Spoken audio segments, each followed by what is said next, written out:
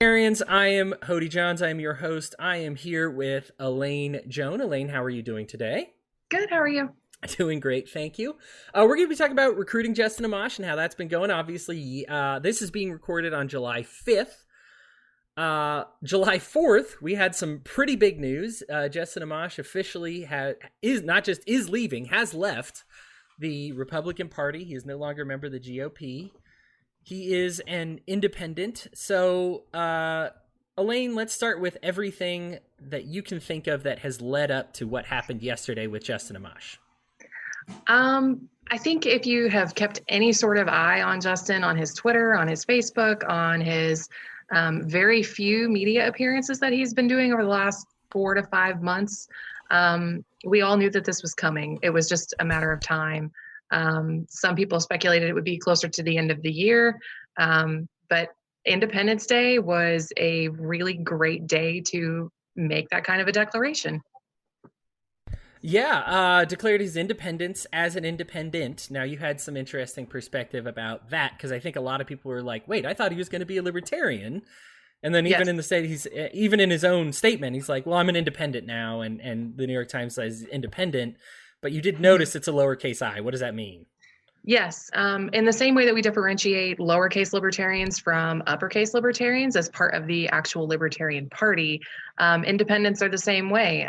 They differentiate between independents and independent with a capital I as part of the Independent Party. So I think that we kind of have to wait until Justin changes his party affiliation officially, and then we'll see where he's at, whether he joins the membership of the Libertarian Party or joins the membership of the Independent Party.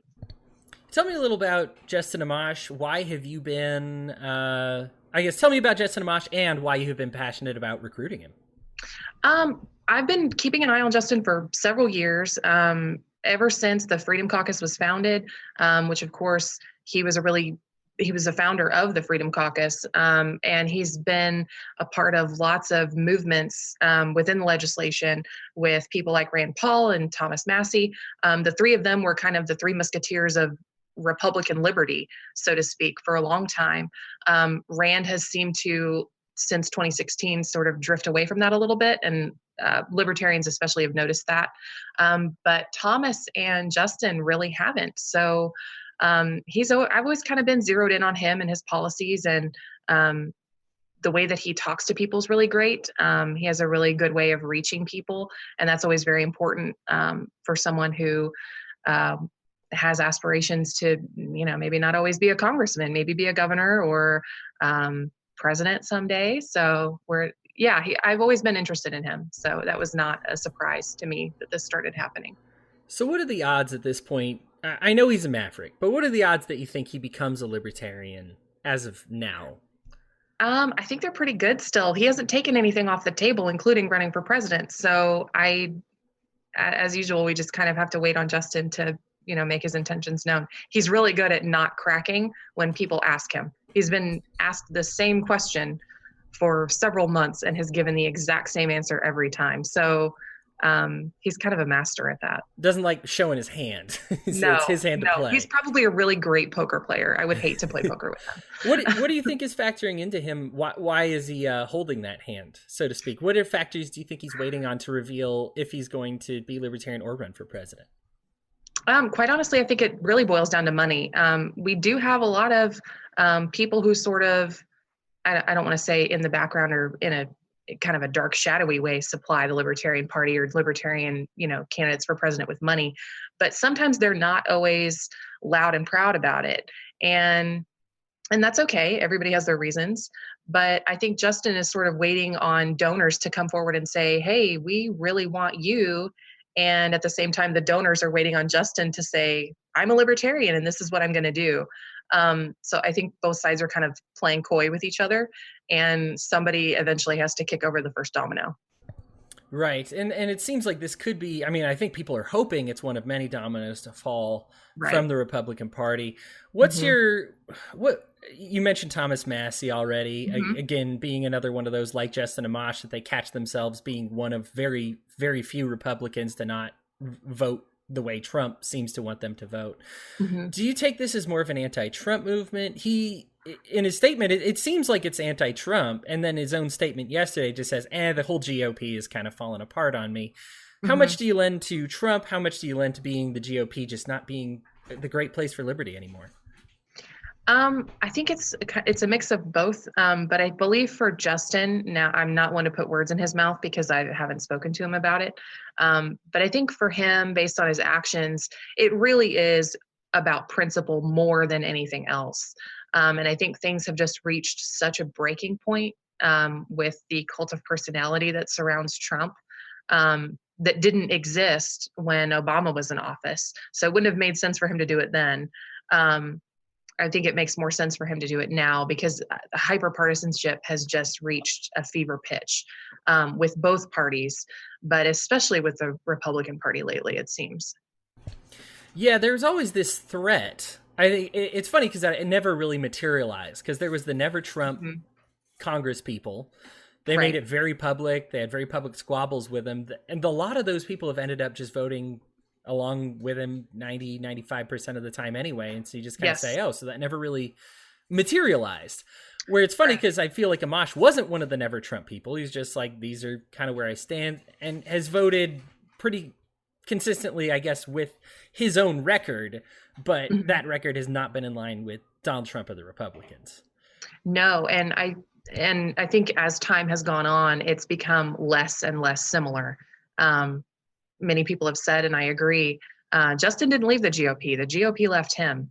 They changed their principles overnight in the last 2 years of being very partisan and voting for big government spending and not really paying attention to the deficit. I saw something the other day that said the Republicans will be shocked to discover the deficit when a Democrat takes office again, because they haven't said anything about it for the last 2 years.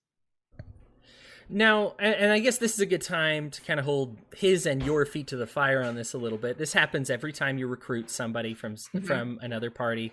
They've got that pesky record. And so there are a few things that that libertarians look at it and they're like, for Build Weld, of course, there was the gun control and healthcare. I think for Justin Amash, he opposed the balanced budget amendment. He said he'd never repeal ICE without some type of replacement. He is pro public school, a lot of that. And so a lot of things that would naturally make libertarians shocked. What would you say to those things that he's supported that aren't necessarily libertarian? I think if you expect to agree with a candidate 100%, then you're probably the candidate.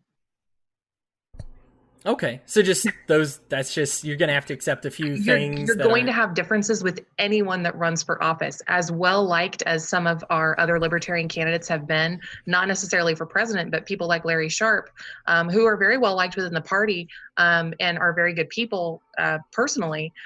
People still had disagreements with him over policy issues. And that's the nature of a party, is that it functions on a spectrum. So we have anarchists on one side, and then we have more minarchists on the other side. So that is really inevitable. There's never going to be one person who unites every single libertarian. Okay. Yeah, I think that's plain as day. For some of them, I think especially some libertarians, they see a lot of candidates right now that all seem pretty darn libertarian. They've been dues paying libertarians for a long time. And then they see this outsider who hasn't necessarily been libertarian, who hasn't been a part of the party or whatever. And all of a sudden they're like, let's make this guy run for president. Right. Do you think that it would be good for him to run for president for the Libertarian Party at this point in time? I think anytime within the next 4 to 6 years is probably a great timeline for him. And obviously that's up to him. And that's a very personal decision that he's going to make with his family. And it's not going to have anything to do with any of the work that I'm doing or any of the work that many other people are doing within the Libertarian Party. He's either going to be ready to do it or not ready to do it. There's a little pressure, though, because I think, and let's just be frank, it is hard. Even Bernie Sanders, while he goes independent, he becomes a Democrat when it's time to get reelected. And so the way Justin Amash is leaving, it doesn't look like he's going to go back to Republican to get elected in his home state. And so you kind of say the clock is probably ticking there, right? He probably won't make reelection. Of course, we've had some fantastic candidates before. Laura Ebke, who almost won in Nebraska, but when she left the Republican Party, you pretty much said, well, this is going to be very difficult at this point going forward. So isn't there like kind of a time bomb going on Justin Amash? Because if you say, well, he probably won't make his next reelection, then his window to kind of run for president, get that message is probably very soon. Well, every candidate has a time limit, a time where they're at their prime, and you can get 2 or 3 really good races out of them, and then after that, they're done. They have spent all their political capital. They have exhausted their donors. Their donors don't want to donate to somebody who's lost 3 times.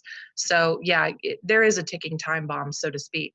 But that is true with every candidate. So and sometimes the windows are a little longer, and sometimes they're a little shorter. And that has a lot to do with just the general political climate of the country at the time, who's in office, and a lot of other factors. The other thing that Justin has against him in Michigan is Michigan still has straight ticket voting. So if Justin is not running as a Democrat or a Republican, it doesn't matter what he's registered as. He could be registered as the Purple People Eater Party. But it's going to be straight ticket voting the whole way down. And with other factors like the blue wave and things like that coming into play, it is going to make it very difficult for him in Michigan to get reelected to Congress. Yeah, it's funny that straight ticket voting is making a comeback. We were getting rid of it with the advancement of literacy. We on the show actually have a show dedicated to straight ticket voting and how it is obviously it's very partisan. You can just click it and say, I want to vote for all the Democrats, all the Republicans. Oh, but that button to vote for all the Libertarians, that hasn't quite popped up yet. That hasn't materialized yet. Surprise. Right. And there was some severe pushback against straight ticket voting in New Mexico last fall when Gary Johnson ran for Senate. And as a result of that, they ended up recruiting a whole slate of Libertarian candidates so that if the Supreme Court in New Mexico did uphold straight ticket voting, that people actually had a full slate of Libertarian candidates to push the button for. And that was a really great effort. There were some really great candidates that came out of that did very well in their elections. But ultimately, the Supreme Court in New Mexico didn't uphold straight ticket voting. However, the Supreme Court in Michigan did. So I haven't looked into what the reasoning was for Michigan upholding straight ticket voting, but it seems like precedent doesn't really count at the state level at this point, which is a little bit scary. Yeah, I'm going to ask one more kind of tough question, then we'll get back into the fun stuff about Justin Amash, because I'm excited as well, and I don't want to curb anybody's excitement. But it seems like with the Libertarian Party, the goal has been, we really want a Libertarian, and then at the last second, we managed to get a Republican light or an ex-Republican who's just a little more watered down compared to the rest of the candidates, and this just seems to be the cycle repeating itself. Do you have a problem with that? It hasn't seemed to be successful in the past. Why do you think Justin Amash would be more successful? Well, Justin has, again, going back to straight ticket voting, Justin didn't really have an option when he ran for Congress to be a Libertarian. He would have run once, not gotten elected, and that would have been all we ever knew of Justin Amash. And we may have had Justin Amash for the last 10 years as a really great Libertarian, but as a really great Libertarian who wasn't voting, wasn't sitting in Congress, wasn't influencing legislation or other congressmen around him. So it's kind of a trade-off at that point. What do you do? What's better? I think it depends on the state that you're from. But again, that straight ticket voting is a huge hurdle. And until states by and large just abolish the practice entirely or institute some kind of replacement like ranked choice voting, we're going to continue to see that Libertarians that are always Libertarian in principle that once in a while get elected to the federal level as Republicans. However, in Justin's case, his principles really haven't changed, which is a great thing because we have a 10-year voting record to look at. And it's really easy to see once you get past the first few years that his principles never changed. Right. Now, I've already brought up the negative stuff. He was opposed to the balanced budget amendment. He wants to, I guess he won't repeal Obamacare without another government-funded healthcare program. He, all those or won't repeal ICE without some type of substitution in place. All those other things that might Libertarians go, but let's talk about all the good stuff that might make Libertarians go, instead. So what are some things that as a Libertarian you can actually look forward to with a Justin Amash candidacy, or even just the fact that he's in the party now? What are some great things that he lends to that? He's a great speaker. He's great with connecting with people. And historically, the Libertarian Party has a really tough time with marketing. We have a really hard time marketing to libertarians who aren't in the party yet, people who are libertarian but maybe don't realize that they are. They come to conventions or they come to party meetings and they see things that are a little off the wall. And those are people that have progressed further down the spectrum than they themselves have. And it kind of puts them off. So Justin is a great marketing tool. I've already seen people in the Amash for President group who felt like they didn't have a political home anymore. They may have supported Cruz in the past and thought he was going to stand up to Trump. That turned out to not be true. So they sort of they left the GOP, but sort of unofficially. Several of them have already changed their affiliation to Libertarian Party. So Justin hasn't even declared and officially signed on as a libertarian with a card. And people are already switching because they recognize their own principles line up with his. And I don't see that as a bad thing. There's that joke, what's the difference between a libertarian and an anarchist? And it's about 6 months in the Libertarian Party. Once you join the party, you start to be educated by people that are around you.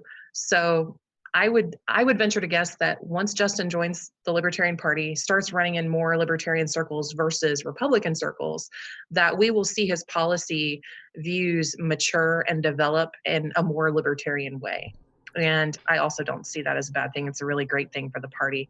And it would be really nice if that was kind of a public process so other people could see it's possible to grow and change within a party, and they're not just going to kick you out.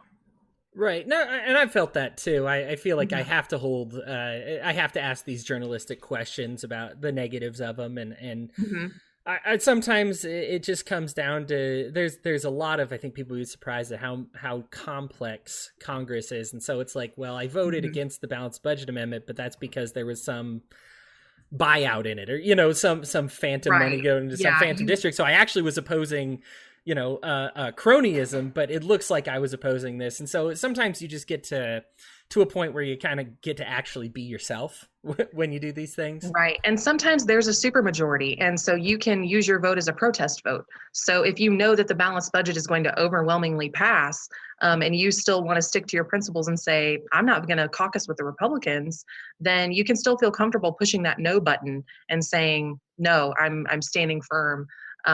Knowing that there's a supermajority, knowing that it's going to get passed anyway. One of the other positive things that you get with Justin is you get an anti-war candidate, which a lot of people have praised Tulsi Gabbard for, which is great, but Tulsi has a lot of non-libertarian economic policies. So that can present a problem as well. Right. This is certainly, and that's certainly a great comparison. We look at the Tulsi Gabbard and they say, yeah, she's a socialist on everything until you get to a couple of libertarian issues, the drug war and foreign intervention. Right. And even then, I think you wonder how much that, they talk about the dog that gets strong is the one that you feed, right? And you say, how much are they going to feed it? Because Trump was all about attacking that education system. He just didn't feed that dog, and so now we just have the same education system that we do now. Barack Obama, I think this is one I commonly bring up, was all about the Google for government, where you could track every single dollar and where it went, and then never even tried to get it passed. I don't even remember that. And that just tells you how far that went. It just died immediately. It was a campaign promise that was made to people who, because he had to pretend to care about the economy, and that was and that was it. And so it's one of those things that libertarians, I saw it as a silver lining. I'm like, oh yeah, we got Barack Obama, and yeah, he used to be even like a registered communist or socialist or whatever it was. But then I was like, but maybe, hey, at least he oh no, he didn't feed that dog at all. And I think with Amash, at least you have a little less of that worry. Because I think with Gabbard, she opposes the drug war and opposes a lot of foreign intervention, but then doesn't actually do anything about it in her state. Whereas Amash has actually done some things in that regards, especially with marijuana, legalization, or at least, and maybe that's a step towards decriminalization, of course, which is what libertarians want me to say, and that what we're ultimately going for. But hopefully, at least Lily pads it over there, and immigration, especially. I think this has been his biggest point of contention with Donald Trump and his. I mean, even if he won't repeal ICE without some type of replacement, he's at least been honest in opposing the conditions in the border, which are horrific. Absolutely.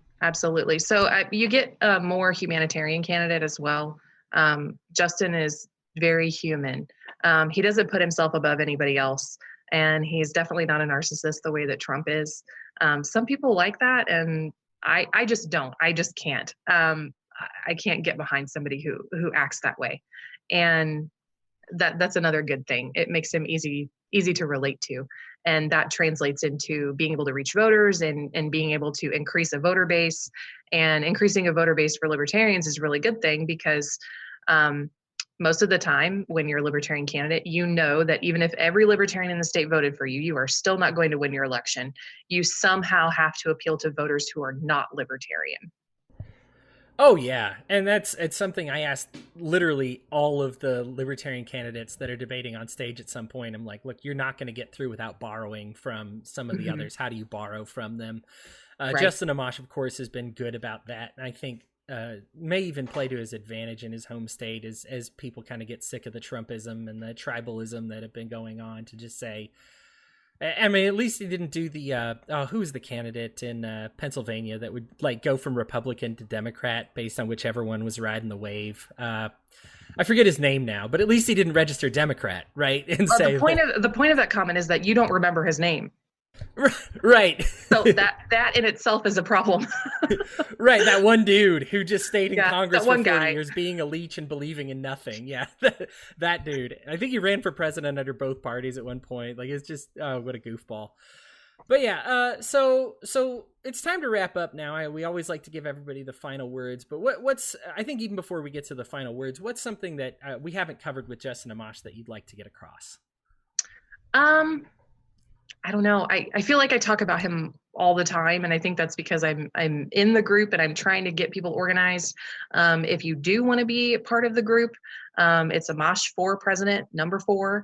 It's on Facebook. You can find us there. We have a couple of Amash 2020 or Draft Amash pages on Twitter floating around. Follow one of those. We're also raising money to hold a rally for him in Grand Rapids. And that money is being funneled to a PAC. The group that I'm working with is still a completely grassroots organization. It's all volunteer. And I think a rally would be a really great way to show Justin that people of all political parties are behind you.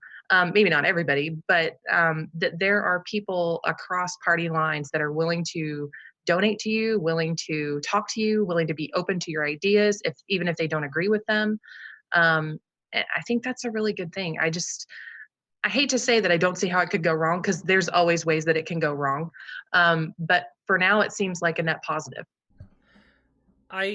I'll start with my final words. I will give you the final words on this. For me, I always love to see somebody. I made the jump from the GOP as well. I was part of the Tea Party thing, and it was like, finally, we're going to actually balance the budget and actually be okay with gay marriage and the drug war, ending the drug war, and all kinds of great stuff.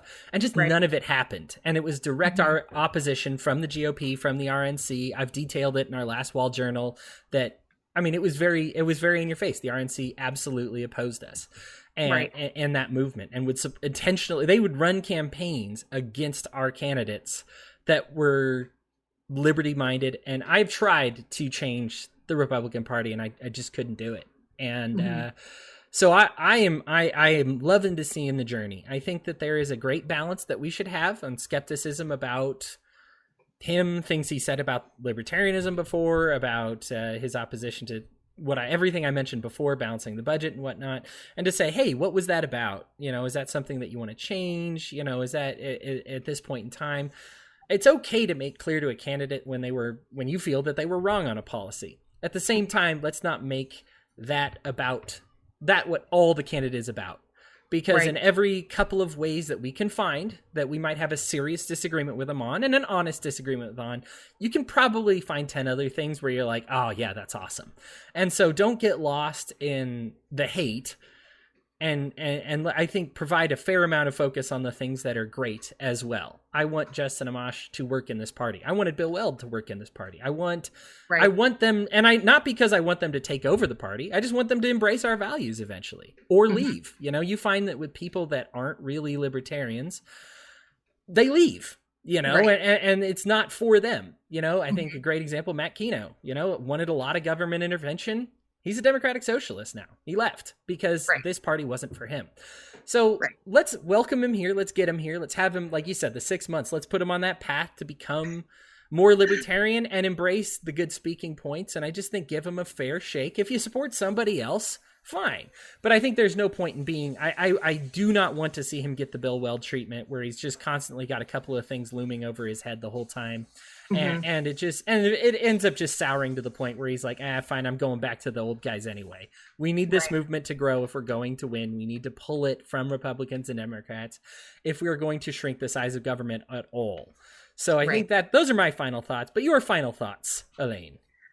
My final thoughts are, like you said, just getting him here is the important part, and we can work out details later. It's fine to allow someone the space to grow as a candidate and grow philosophically as a libertarian. That's not a bad thing. I feel like a lot of libertarians want to make people think that they have to be a perfect libertarian before they can even join the party. And that's not true. And I don't want people to think that. You don't have to be a perfect libertarian. It's okay to have questions. It's okay to know that you need to grow within the party. And like you said, again, I hate to use the phrase, the trash takes itself out, because some people just decide this is not for them. And that's okay. We have a really toxic culture within the Libertarian Party that needs to be addressed. We are supposed to be a family, and frequently we are eating each other alive, and that's not okay.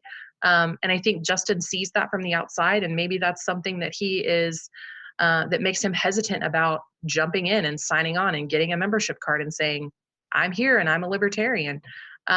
So I think we all need to take it upon ourselves to be more welcoming, to take an attitude of let's educate people first before we go kicking them out.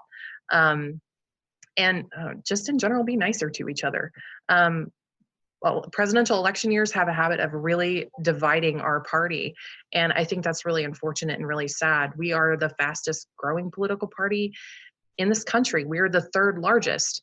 Let's make it the second largest. There's no reason we can't do that. But again, we have to change our culture in order to continue attracting better candidates. Good candidates that can recognize these problems will not join the Libertarian Party if these problems persist. So my final thoughts are, going into 2020, just be kinder. Just be a kinder libertarian, be more helpful, be more welcoming. And if someone decides the party's not for them, it's not a reason to hate them. It's not a reason to shun them. It's just a reason to say, well, that's okay. You tried it. It wasn't for you. Go find your political home with someone else in another party. Yeah. I mean, ultimately, if you can't reconcile it, yeah, good point. I think 90% of the country cares about politics every 4 years. We can go back to infighting the other 4 years or the other 3 years, but let's make this fourth one one that we want people to say, man, I want to be a part of that, as opposed to no way, Right. So exactly. Yeah. All right. Well, thank you so much, Elaine Joan, again, for having us on the show, for doing all the work with recruiting Justin Amash. Thank you for your insight. Thank you. I hope everything pans out for you. I hope so too. Already got the Fort Prez website, so you got a lot of chips riding on this hand, so to speak. Yeah, I do. Okay. Well, thank you for having me on. I really appreciate it. It was nice to talk to you. You too. Until then, Elaine and viewers, keep fueling the fires of liberty.